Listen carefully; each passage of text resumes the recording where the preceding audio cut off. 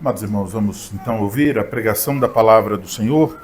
Faremos então uma leitura inicial no livro de Salmos, no Salmo de número 89.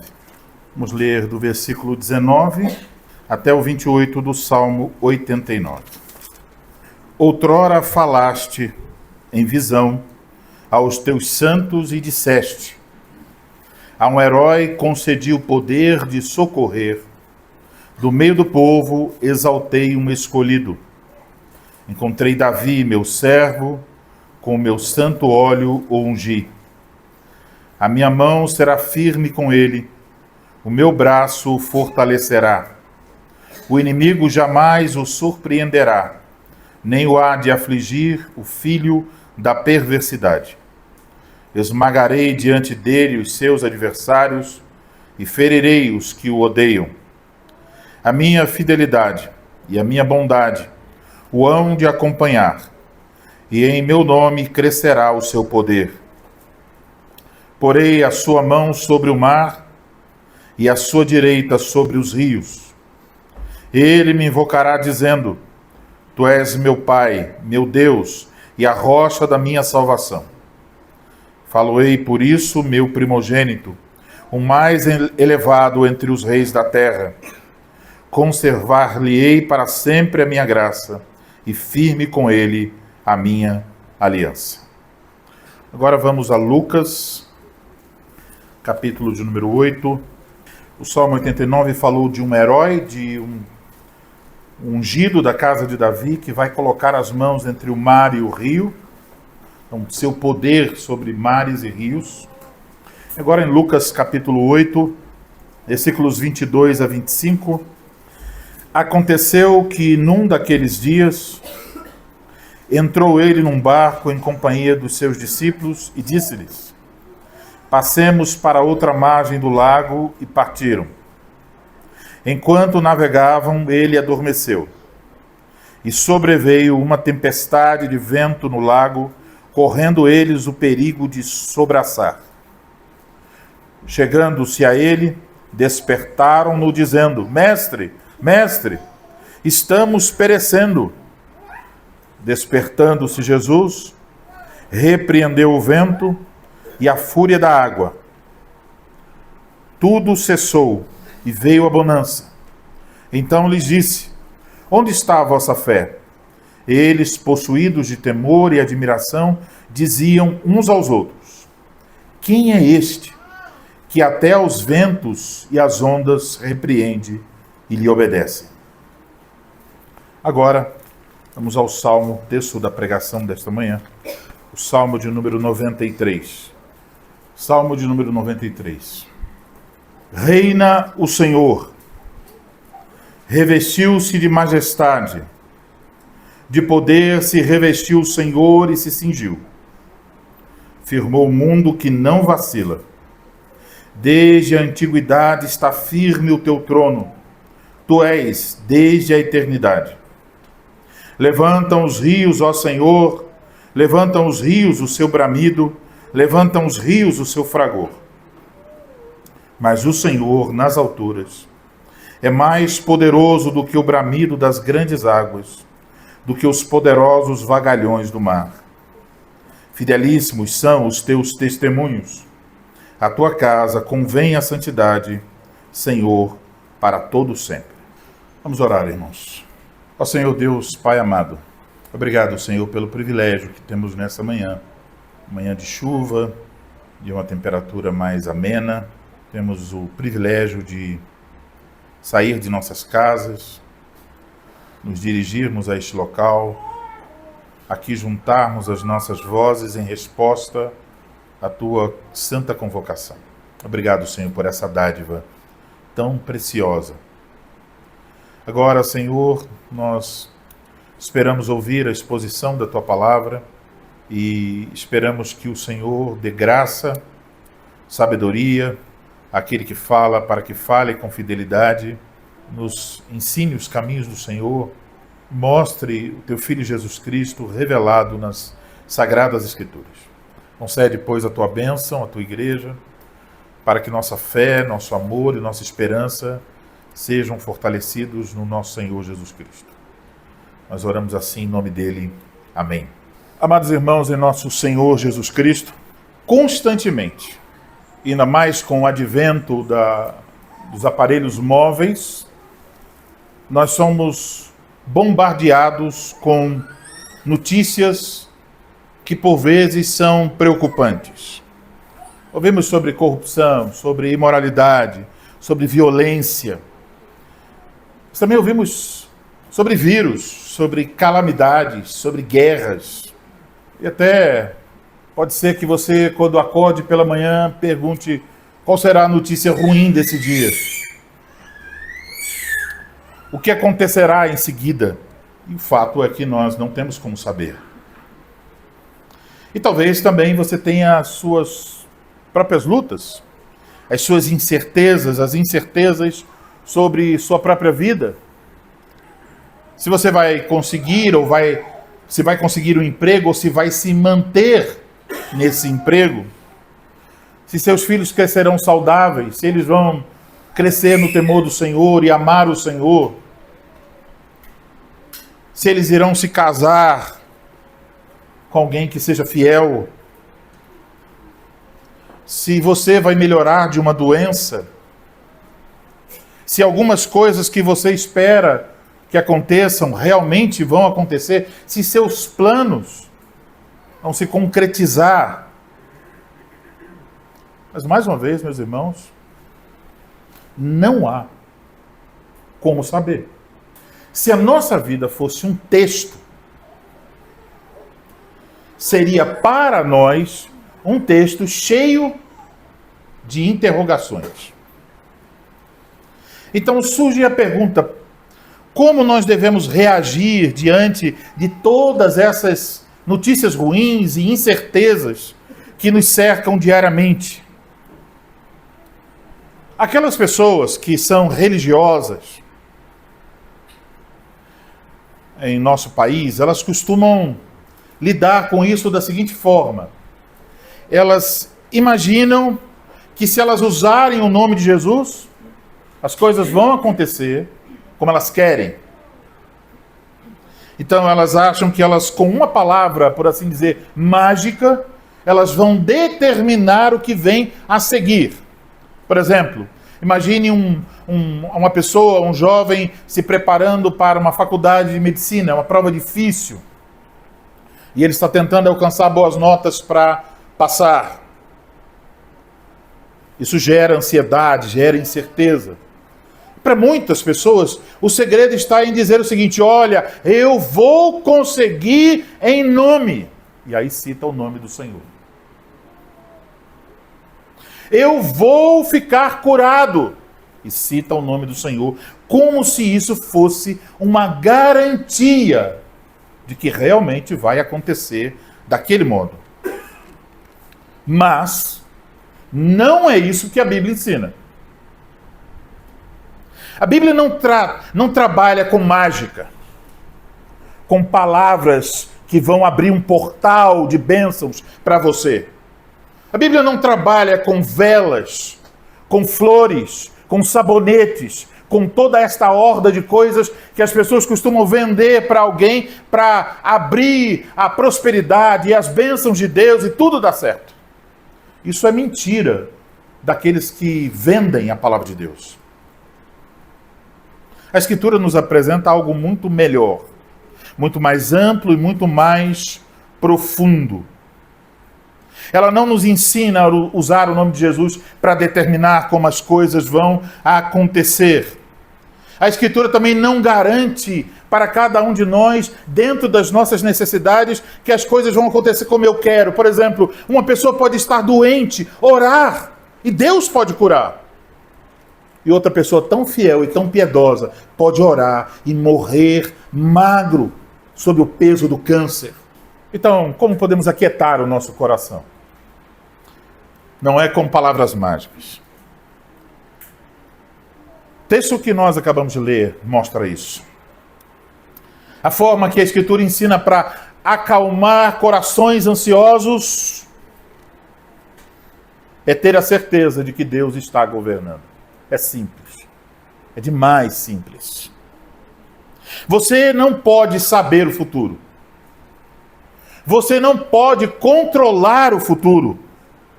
Mas você pode confiar em Deus, que determina o futuro, que governa sobre todas as coisas. O mundo, a sua própria vida, não estão seguindo numa direção incerta, a esmo. Há um rei eterno, assentado no trono do universo, governando sobre todas as coisas, e tudo, desde as coisas maiores até as mais insignificantes, estão conforme a vontade desse rei. Exatamente sobre isso que nos ensina o Salmo de número 93. E como vocês podem olhar para o Salmo, perceber que este é um salmo daqueles salmos que estão procurando exaltar a realeza de Deus. Vários salmos fazem isso. Já ouvimos um sermão no Salmo 47. Mas os salmos 95 a 99 fazem o mesmo. A leitura no início desse culto foi no Salmo 99 e o assunto era muito parecido com o assunto do 93, a realeza de Deus.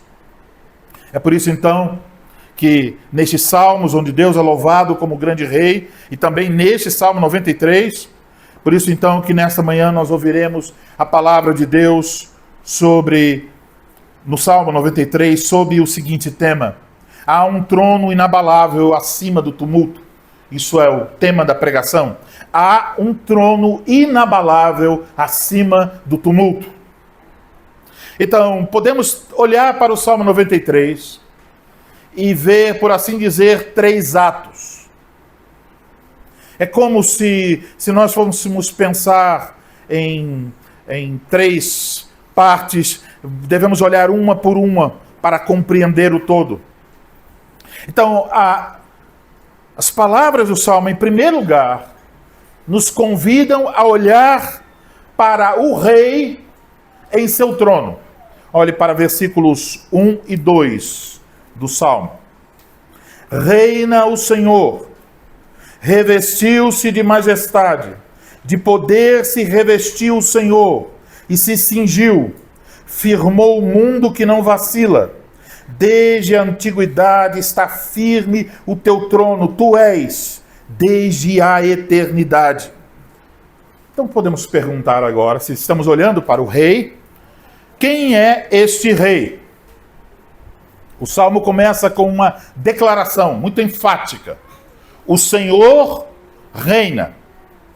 Quando vemos esta palavra, o Senhor, isso é um nome. Com todas as letras maiúsculas, é o nome que geralmente os teólogos traduzem por Yahvé. É o nome pactual de Deus. O nome no qual Deus está querendo lembrar que ele tem uma aliança com o seu povo. E é importante observar que esse nome no Salmo aparece 5 vezes. E só esse nome aparece. Aparece 2 vezes no versículo 1, uma vez no versículo 3, uma vez no versículo 4, uma vez no versículo 5. Então, Yahvé, o Deus da aliança, é o rei sobre quem o Salmo está falando. Mas agora vem a outra pergunta. Que tipo de rei ele é? O salmista, então, aponta para alguns dos atributos deste Senhor que é rei. Então, olharmos para o Senhor como rei, tal como ele é apresentado no Salmo, podemos ver, em primeiro lugar, veja versículo 1, lemos sobre sua majestade. Revestiu-se de majestade, diz o Salmo. A primeira coisa, então, sabemos que ele é um rei revestido de majestade. Esta palavra majestade transmite a ideia de excelência, de realeza, de dignidade, de grandeza. Então, a majestade é um termo que descreve as excelências, as grandezas do Senhor como rei. Majestade é o termo que mostra que ele é digno de ser reconhecido como rei. Que o reinado é algo que lhe é inerente, é próprio a ele. O Salmo diz que ele está vestido de majestade. Isto quer dizer que a aparência dele toda é majestosa. Podemos pensar em um rei dos tempos antigos. Ele tentaria mostrar a grandeza do seu reino por meio de suas vestes. Uma coroa de ouro, um cetro de ouro, roupas de tecido fino. Então o rei ia querer revelar por meio de suas vestes a sua majestade. Mas aqui diz que a veste de Deus é a sua majestade. Todo o seu ser, todas as suas obras, todas as suas palavras estão revelando. Ele é o rei do universo. Cada coisa que ele faz, cada coisa que ele diz, cada revelação sobre quem ele é, está apontando na mesma direção, a sua dignidade como rei do universo. Agora, em segundo lugar, lemos sobre seu poder. Ele não só se revestiu de majestade, mas ele se revestiu de poder. O poder revela a sua capacidade de realizar as coisas. Revela a sua invencibilidade. Ninguém pode vencê-lo. O Senhor, então, o Deus da aliança, é o Rei Todo-Poderoso. O seu poder abrange tudo. Ele governa como rei. Ele pode fazer cumprir a sua vontade. Não apenas que ele tem um desejo como rei, a vontade como rei, mas ele tem o poder de realizar todas as coisas conforme sua vontade. Além disso, o poder anuncia que ele é invencível. Não há ninguém, não há coisa alguma em todo o universo que possa lhe fazer frente. Não há uma batalha, não é como se Deus estivesse num ringue e ele estivesse de um lado e o diabo estivesse do outro. Não há ringue. Há um trono e todos os seres estão abaixo desse trono. Não há concorrência. Não há inquietação, não há ansiedade no céu. É serenidade, porque se fundamenta no ser perfeito, absoluto, digno de Deus. Ninguém, nenhum dos seus inimigos é capaz de vencê-lo. Ninguém pode impedir os seus planos. Ninguém pode fazer minguar suas promessas. Ele tem o poder de executar toda a sua santa vontade. Então, quando juntamos essas duas coisas, poder e majestade, podemos dizer, ele é poderosamente majestoso e ele é majestosamente poderoso. Tudo está unido, tudo está belo e organizado no ser de Deus. Mas o salmista nos diz ainda uma outra coisa que aparece tanto no versículo 1 quanto no versículo 2. Veja que o versículo 1 nos leva de volta para Gênesis, porque fala de Deus estabelecendo, firmando a terra. Aponta para Gênesis 1, aquela obra incomparável, o Senhor criando todas as coisas. Mas vejam, Deus não se tornou soberano ao fundamentar, ao estabelecer, firmar o mundo. Ele firmou o mundo porque ele é soberano. Veja que aqui então, no versículo 2, vincula a eternidade de Deus com o seu trono. Desde a antiguidade está firme o teu trono, tu és desde a eternidade. Dizer que o Senhor é eterno significa que ele não tem início nem fim. Ele está fora das nossas concepções do tempo.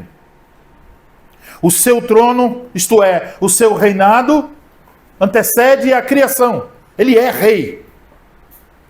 A sua majestade não tem princípio nem fim. O seu poder não tem princípio nem fim. Nenhum dos seus atributos tem fim. Mas a sua aliança, porque é assim que ele se apresenta, como Deus da aliança, a sua aliança não tem fim. Portanto, a terra permanecerá, o seu povo estará eternamente seguro, porque Deus permanece com o seu povo. Então ele reina antes de firmar a terra. E nunca haverá um tempo em que Deus não estará nesse trono aqui mencionado. Esse é o seu lugar. Nunca haverá um momento em que ele não está reinando. Ele é o Rei eterno. Ele não tira férias, ele não dorme, ele não descansa. Agora, por último, no versículo 5, aprendemos também que ele é um Rei santo. O texto não diz claramente que ele é santo, mas diz que a santidade convém à sua casa. E podemos deduzir, obviamente, por quê? Porque a santidade convém à sua casa? Porque ele é santo. Dizer que Yahvé é santo significa dizer que ele está acima de tudo e de todos. Mas também quer dizer que ele é perfeito em todas as coisas que ele faz. Não há em Deus motivo para voltar atrás, para arrepender-se. Não há em Deus o cometimento de algum erro. Teria sido melhor fazer assim do que daquele outro jeito. Não. Ele é perfeito em tudo. Consequentemente, todas as suas palavras, as suas obras e seus atributos são perfeitos. Cada coisa que você pensar sobre ele, a sua sabedoria é perfeita. A sua misericórdia é perfeita.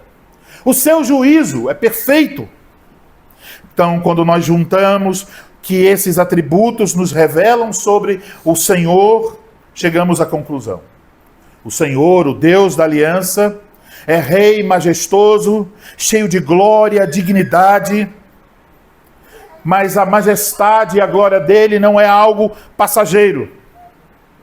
Existe uma permanência, uma imutabilidade do seu governo. E como isso é garantido? Como é que a imutabilidade e a permanência do governo de Deus é garantida? Pelo seu poder, pela sua eternidade e pela sua santidade. Não tem como ser diferente disso. Essa ideia, então, de permanência e imutabilidade do governo do Senhor é reforçada aqui com a lembrança de que ele firmou o mundo, a terra, e a terra não vai vacilar. Isso está falando da abrangência do seu domínio. Ele criou o mundo. E o mundo, e tudo que há no mundo, a terra seca, os oceanos, os rios, as montanhas, os animais, os homens. Tudo foi criado por ele. Tudo permanece por causa dele.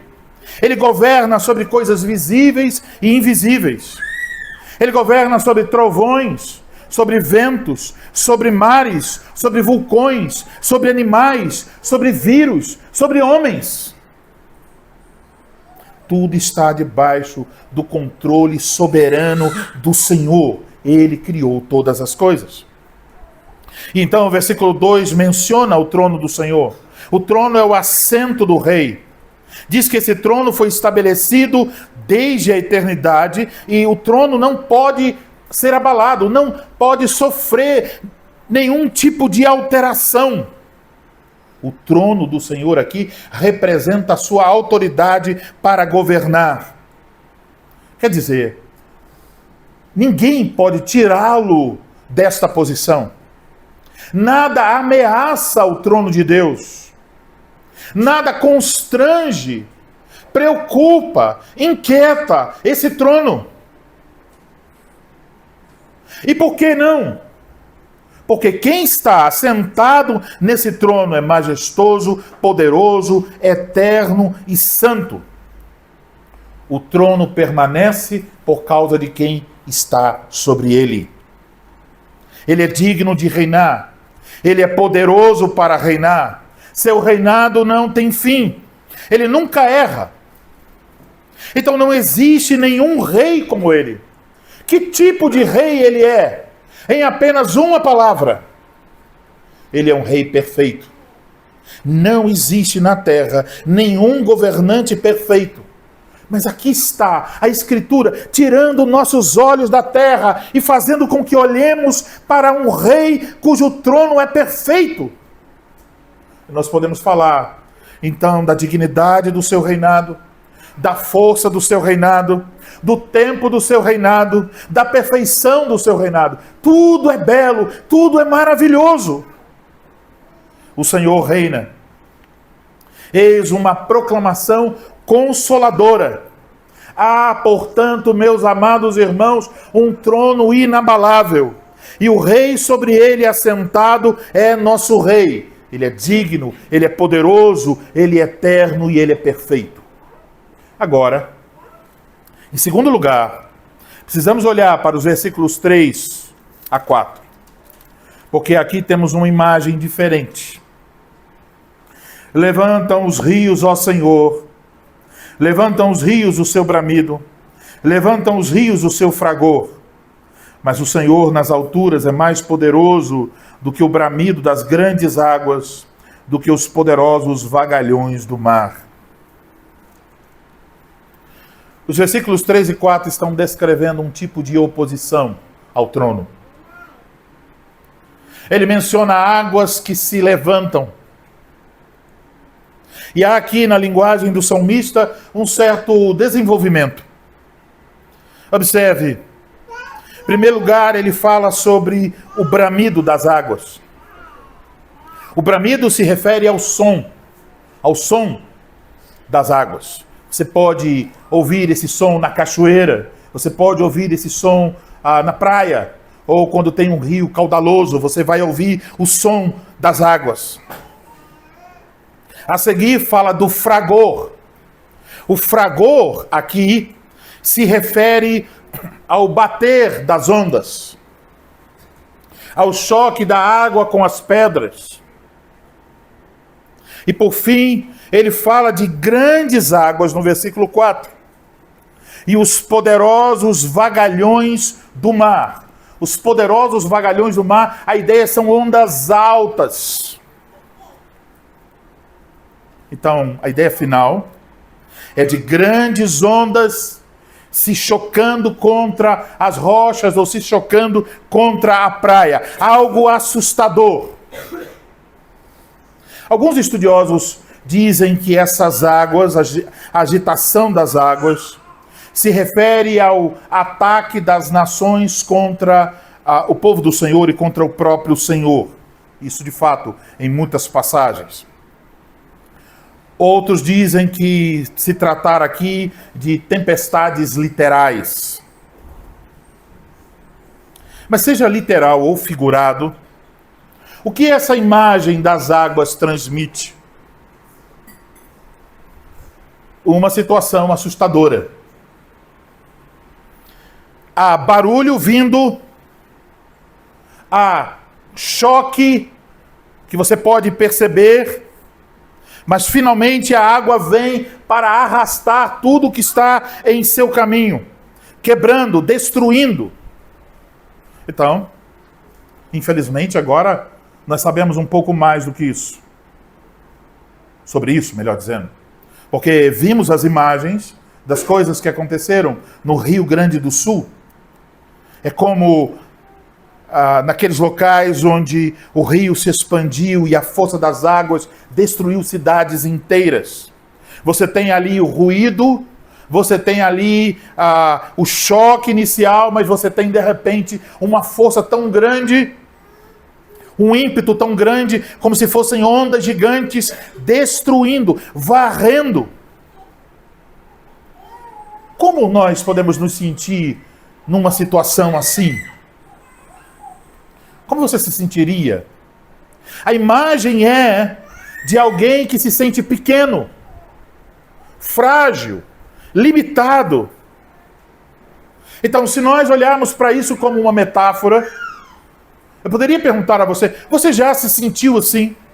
Frágil, pequeno, limitado, aquém daquilo que está acontecendo em sua vida? É como se a força das águas estivesse levando muitas partes da sua vida, ou até a sua vida inteira, numa enxurrada. Muitos gaúchos experimentaram isso literalmente. Mas talvez isso também seja uma metáfora adequada para as coisas que você já experimentou ou talvez esteja experimentando agora. Há na nossa vida, nesse mundo caído, muitas coisas, muitos momentos da nossa vida em que nós olhamos para o que estamos passando e dizemos: rapaz, como eu saio dessa? Como é difícil. O que eu posso fazer? Não tem nada. Você se sente soterrado. Para algumas pessoas estão lidando talvez com questões de depressão há muito tempo. Estão se perguntando: quando é que eu vou sair disso finalmente? Há outros que estão dizendo: eu quero ter filhos e não posso. A infertilidade. Há outros que têm um problema de saúde. Talvez alguém que você ama está doente, talvez morrendo. Há pessoas que se afastaram de sua vida e você diz: foram levadas. Não há como recuperar. Há questões do sustento da sua família, da manutenção do seu emprego, problemas no casamento, incertezas sobre o futuro. Talvez você, por vezes, se sinta triste, perturbado, ansioso, sozinho. E talvez você tenha vergonha de dizer a alguém: eu estou com medo. Eu estou ansioso. E mais ainda, você tem vergonha de dizer: olha, quando eu vejo tudo que está acontecendo, eu estou com dúvidas. Além disso, poderíamos olhar para o nosso país, onde a corrupção parece reinar, onde o crime parece compensar, onde o doce é considerado amargo e o amargo é considerado doce. A maior parte dos nossos governantes e juízes luta para romper os laços com qualquer coisa que tenha a ver com o governo do Rei Eterno. Mas em meio a tudo isso, em meio ao som, em meio ao impacto das grandes águas, em meio aos nossos medos, às nossas ansiedades, aos nossos temores, às nossas dúvidas, o Salmo nos convida a olhar para a última parte, onde podemos encontrar esperança. Em terceiro lugar, olharemos para a fidelidade do Rei. Veja agora versículos 4 e 5. Mas o Senhor nas alturas é mais poderoso do que o bramido das grandes águas, do que os poderosos vagalhões do mar. Fidelíssimos são os teus testemunhos. A tua casa convém a santidade, Senhor, para todo sempre. Então, como eu já mencionei, o Rio Grande do Sul tem enfrentado essa enchente terrível. Nós devemos continuar orando por eles, oferecendo ajuda. Muitas famílias perderam tudo. Agora, imagine se você pudesse conversar com alguém lá do Vale do Taquari, onde houve muita destruição. E você perguntasse a essa pessoa: qual é a maior manifestação de poder que você já viu em sua vida? Provavelmente o que eles diriam: a maior manifestação de poder que eu já vi foi o poder das águas. Porque eu trabalhei por 50, 60 anos para construir esse sítio, essa casa, plantar, ter os tratores, ter tudo aqui. E apenas em alguns minutos, tudo se foi. Eu nunca vi um poder assim. O poder das águas é grande. E você olhando as imagens das enchentes e o pós-enchente, o que sobrou, você diria: rapaz, parece que é mesmo. Um cenário de pós-guerra. Parece que as águas têm um poder terrível. É isso que o Salmo está comunicando. Mas imediatamente o Salmo tira os nossos olhos da destruição que as águas podem promover para nos lembrar de algo que traz esperança. Mas, vejam, apesar das águas, o Senhor nas alturas é mais poderoso do que o bramido das grandes águas, do que os poderosos vagalhões do mar. Nada se compara ao poder do grande rei. Então, se você fosse um gaúcho crente, olhando para o Salmo 93, com sua casa destruída, sem móveis, sem carro, sem expectativa de futuro, sem nada diante de si, com dificuldade, com luta, você seria chamado a curvar o seu coração e dizer: a maior manifestação de poder que eu conheço é a manifestação do poder de Deus.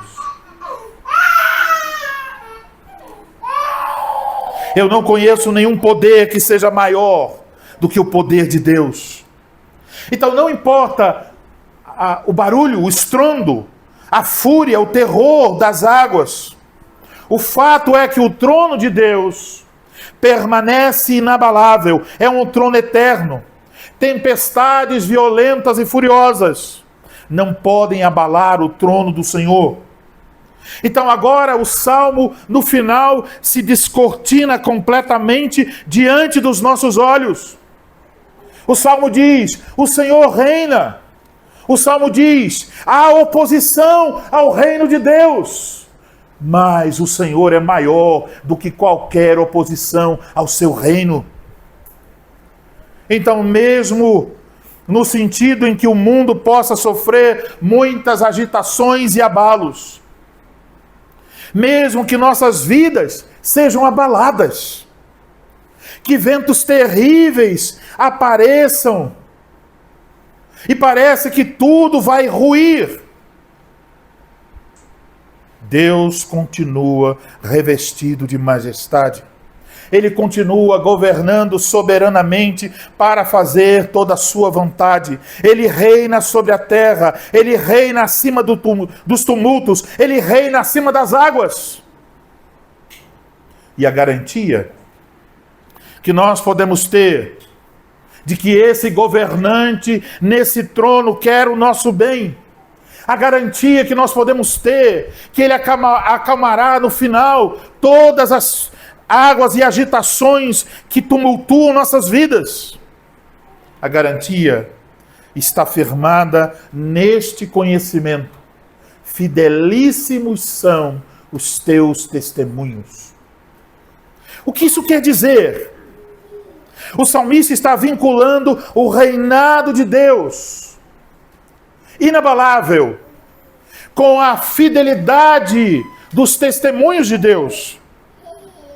Ele quer dizer, por testemunho, a sua palavra, as suas promessas. A sua palavra, as suas promessas, a sua vontade é tão firme quanto o próprio trono. Sua palavra é digna de confiança. Seus decretos reais permanecem. As palavras deste rei não mudam, não vacilam, não retrocedem, não são desmentidas em seguida. E por isso é que no Salmo o povo pode responder com adoração e obediência. A parte final do Salmo fala sobre a casa do Senhor, é uma referência ao templo em Jerusalém. O salmista diz que a casa de Deus deve ser adornada com santidade. Isto é, o povo de Deus deve responder mantendo-se separado, vivendo para Deus, adorando o Senhor. Portanto, entenda, o Salmo 93 potencializa o nosso conforto de duas maneiras. É como se, nessa manhã, o Espírito Santo viesse a nós e dissesse: eu tenho duas coisas para dizer a vocês, nas quais vocês podem obter consolo em meio às tribulações. E vocês dissessem: diga-nos.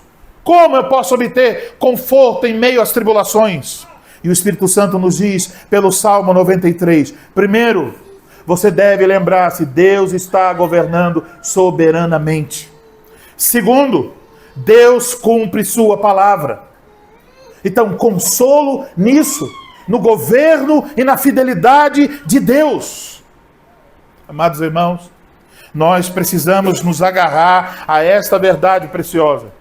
E você não precisa se agarrar a essa verdade apenas se você estiver agora em um momento difícil de sua vida.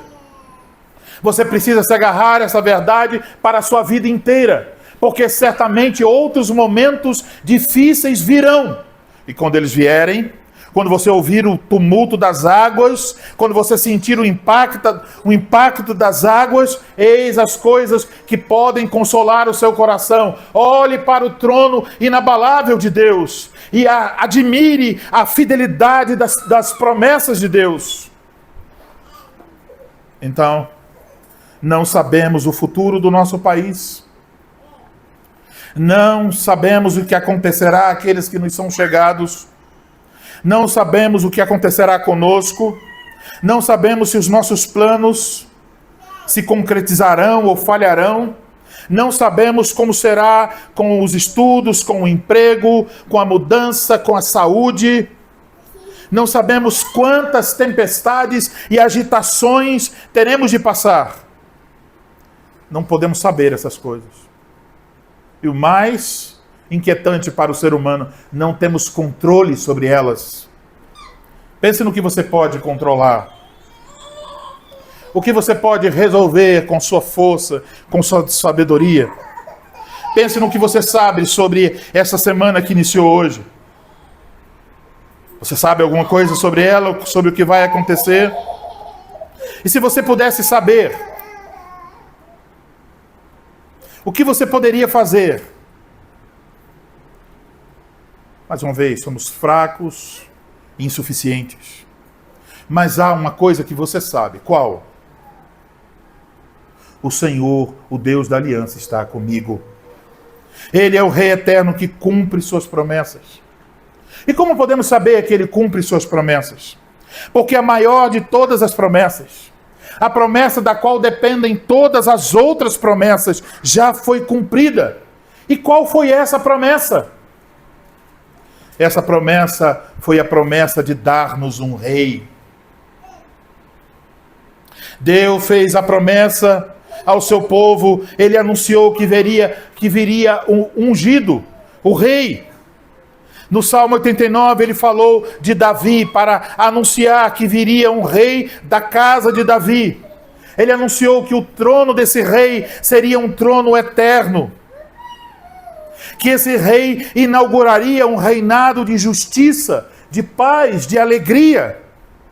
Que esse rei conquistaria seus inimigos. Que o povo viveria no lugar de Deus, sob o governo de Deus, sob a bênção de Deus, para sempre. Então, meus irmãos, sobre quem todo o Antigo Testamento está falando? Quem é esse rei da descendência de Davi, anunciado no Salmo 89? Lemos versículos 19 a 28. Está falando sobre um herói, está falando sobre um escolhido, um guerreiro. E fala sobre esse herói colocando a sua mão entre o rio e o mar. Ele tem governo sobre o rio e o mar. Este rei do Salmo 89, o filho de Davi, tem poder sobre as águas. E então, meus amados, abrimos em Lucas capítulo 8, e se descortina diante de nós o exato momento em que os discípulos percebem isso. Estavam naquele barco sobre ondas fortes e terríveis, e eles disseram: ao perigo, vamos perecer, o barco vai afundar, acorde o mestre. E então lemos que o Senhor se levanta, verdadeiro Deus, verdadeiro homem, e Jesus simplesmente diz: aquieta-te, vento, acalma-te, mar. E imediatamente tudo se acalmou. E os discípulos estão se perguntando: quem é este que acalma o mar, que aquieta as águas? Sabemos quem é. É o Rei prometido. É aquele em quem as palavras do Salmo 93 encontram o seu pleno cumprimento. Ele é mais poderoso do que as águas, do que a força dos ventos. Ele é o Rei do universo. Então, aqui está esta verdade preciosa, o Evangelho. Jesus Cristo é o Rei do Salmo 93. O reinado dele é um reinado majestoso. Ele se revestiu de majestade e poder. Então você olha para as partes finais dos evangelhos, o início do livro de Atos e outras passagens dos Salmos e do Novo Testamento e descobrirá que esse Rei que morreu pelos nossos pecados, ressuscitou para a nossa justificação, subiu ao céu. O Salmo 24 diz: quem é esse que está entrando?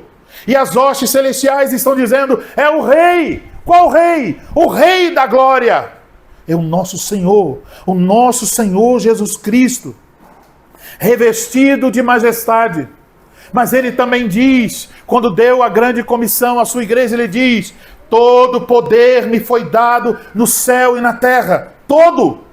Não há nenhum poder que ele não tenha. Ele é o Rei Todo-Poderoso. Ele é o Rei cujo trono não pode ser abalado. Então não importa o que acontecerá amanhã, ainda estará firme no céu o trono do nosso Senhor Jesus Cristo.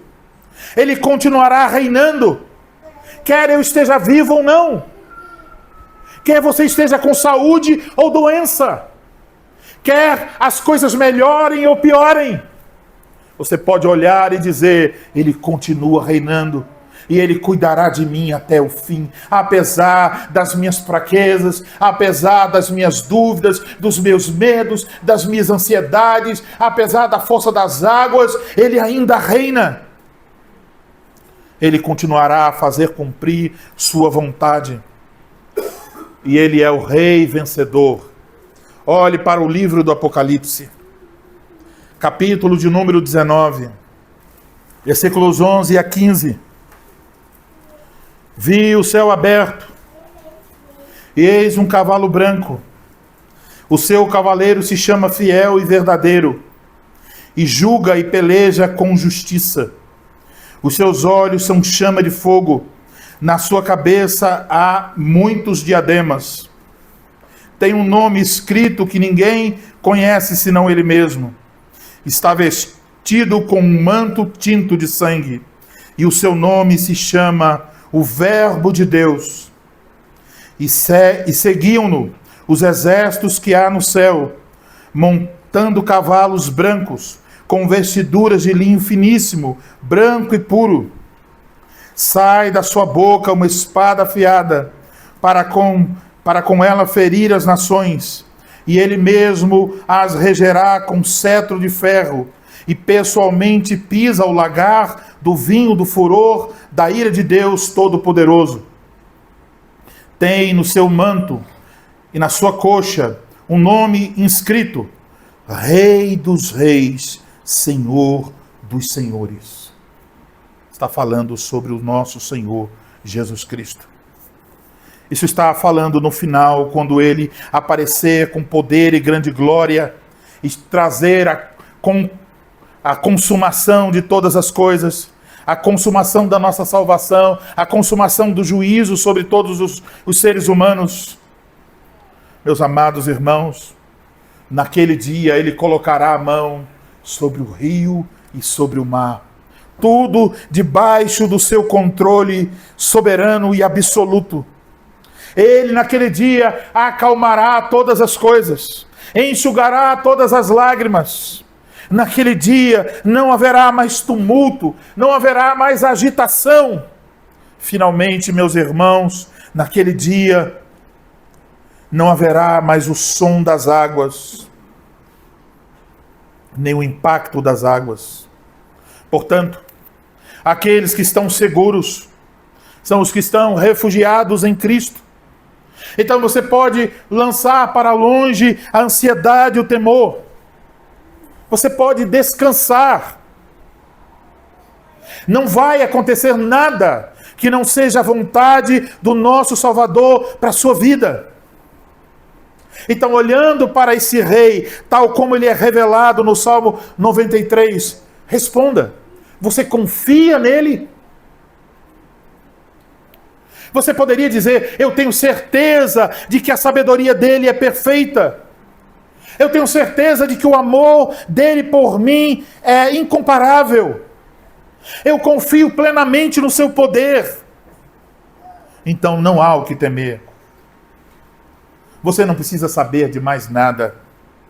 Não precisa esperar em mais ninguém.